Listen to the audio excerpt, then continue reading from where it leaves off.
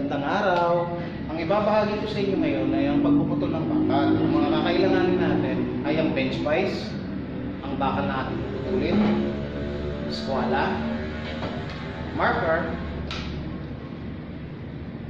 metro na gagamitin natin pansukat, goggles, cutting disc, at ang ating portable disc grinder. Ang unang ating gagawin ay ikabit ang cutting disc sa grinder. Pindutin lang natin itong lock sa likod upang hindi umikot ang shafting. Ngayon ay ilagay na natin ang lock. Gamitin natin ang spanner upang masigurado na nakalock ang disc. At siguraduhin din natin na hindi nakasaksak ang grinder upang maiwasan natin ang aksidente.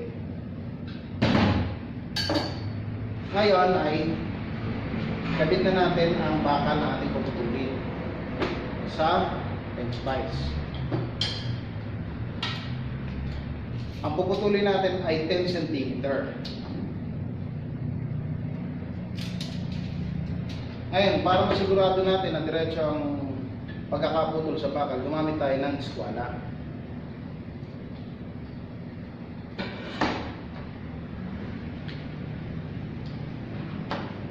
At siguraduhin din natin na malapit siya sa gilid ng bench vise upang maiwasan ang vibration. Ngayon, susuot tayo ng safety goggles. At isaksak na natin ang portable disc grinder. Siguraduhin natin na naka-off bago natin isaksak.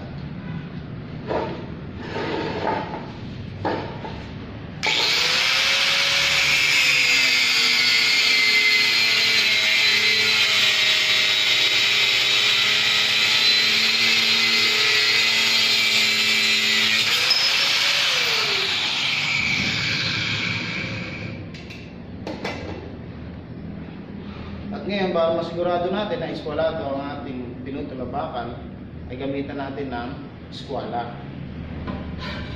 At siguraduhin din natin ang sukat.